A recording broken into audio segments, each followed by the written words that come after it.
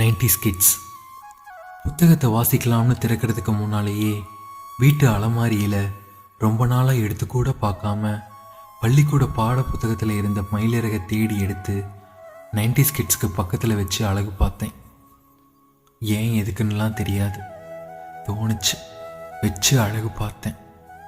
புத்தகத்தோடு சேர்த்து அழகு பார்த்த மயிலிறகு என்னோட பழைய புத்தகத்தில் குட்டி போட்டுச்சோ இல்லையோ, இந்த புத்தகத்தில் ஒவ்வொரு பக்கத்திலையும் போட்டிருக்கு. பிரபுசங்கர் அண்ணா எழுதிய 6 புத்தகத்தில் நான் வாசிக்கிற 3வது புத்தகம் இது.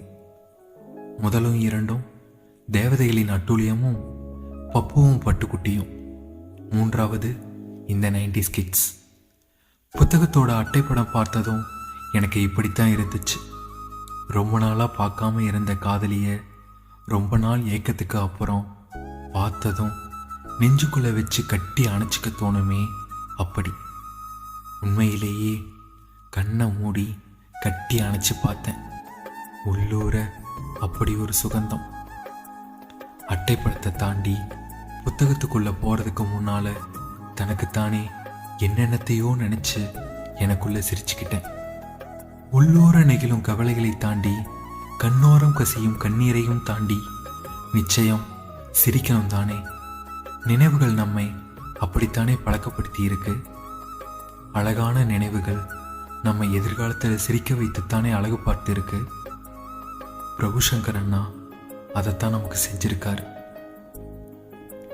90s கிட்ஸ் ஒரு நினைவு பேழை. 90s கிட்ஸ் ஒரு நினைவு பொக்கிச கிடங்கு. 90s கிட்ஸ் ஒரு நினைவுகளின் மனசாட்சி. 90s கிட்ஸ் ஒரு நினைவுகளின் நீர்வீழ்ச்சி. 90s கிட்ஸ் ஒரு நினைவு காவியம். ஒரு புத்தகம் எத்தனையோ நினைவுகளை நமக்கு கொண்டு வந்து தரும். வெறும் நினைவுகளை மட்டுமே கொண்டு வந்து தரணும்னா அது இந்த 90s கிட்ஸ்னால முடியும். பால்ய நினைவுகளை நெஞ்சுக்குள்ள கடத்தி நம்ம இம்சப்படுத்திக்கிறதுக்குனே அண்ணா நாமுத்துக்குமார், மாமா தனபால் பவானி இவர்களோடு சேர்ந்து இப்போதெல்லாம் பிரபுசங்கர் அண்ணாவையும் கொண்டாடி கழிக்கிறேன்.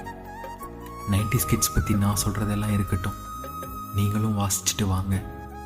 60s இருந்து 2K வரைக்கும் எல்லாரும் 90ஸ்க்கு போவோம். வாசிச்சா கண்டிப்பாக வருவீங்க. நம்பிக்கையோடு காத்திருக்கேன்.